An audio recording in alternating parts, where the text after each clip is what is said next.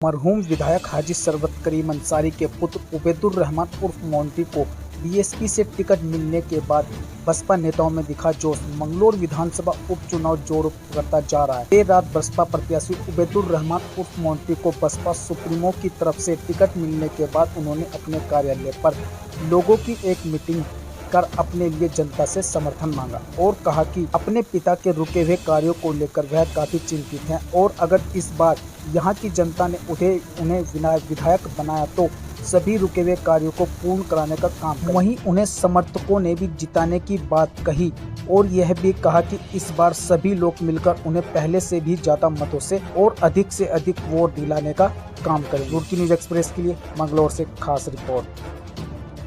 100% पहले भी जिता था और भाई अब को भी जितावेंगे।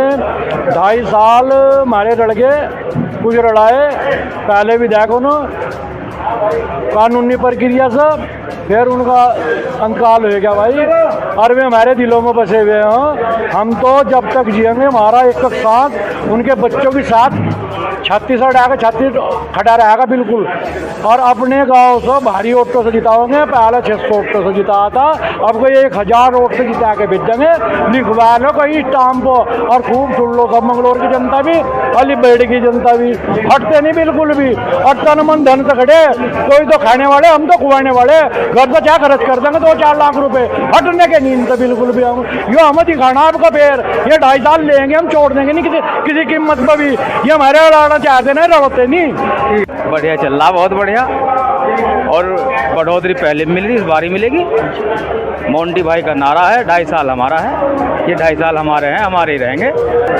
बहुत परियोजनाएं हैं, कुछ मरहूम विधायक जी के रुके हुए कार्य हैं, उनको पूरा करने का कार्य करेंगे।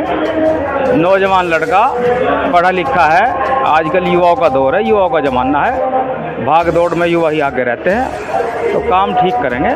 और चुनाव बहुत मजबूती से लड़ा जा रहा है, बहुत मजबूती से लड़ने जा रहे हैं। एक एक कार्यकर्ता कैंडिडेट बन के चुनाव लड़ने जा रहा है। जी चुनाव नहीं लड़ा रही हैं, मोंटी का टिकट नहीं हो रहा है। मैंने जब भी कहा था कि बहन जी हमेशा से हमारे परिवार के प्रति हमेशा से आश्वस्त रही हैं और हमेशा उनका आशीर्वाद हम पर और हमारे परिवार पर बना रहा है। हम भी हमेशा अपनी बहन जी के साथ हर कदम पे उनके हम लब्बैक कहते हैं और हमेशा उनके साथ खड़े रहते हैं। और उनका बहुत बहुत शुक्रिया अदा करता हूं अपनी बहन जी का, अपनी पार्टी का, कि उन्होंने मुझ में उन्हें विश्वास जताया। हम उनकी उम्मीदों पर पूरा खरा उतरने का काम करेंगे। मैं बताऊं, अब 2012 से 2017 के बीच मेरे पिताजी यहाँ से विधायक रहे। उन्होंने हमेशा इस विधानसभा को मुख्य धारा से जोड़ने का काम किया।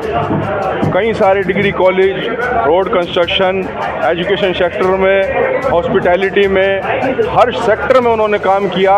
यहाँ की पब्लिक, यहाँ के लोग बहुत खुश रहे 2012-17 में। 2017 में वो किसी वजह से कुछ चंद मार्जिन से हार गए थे, तो 2017 से 2022 वाला जो सेशन था उसमें लोगों में काफ़ी रोष रहा, क्योंकि उस वक्त कुछ काम नहीं हुआ। यहाँ तक कि जो मेरे पिताजी ने सिक्खर में कॉलेज बनवाया था, उसमें एक फाइल लगा करके, एक एप्लीकेशन लगा करके स्टाफ बुलाना था, वो स्टाफ भी नहीं बुला पाए 5 साल में, तो और इस क्षेत्र के लिए वो क्या करेंगे।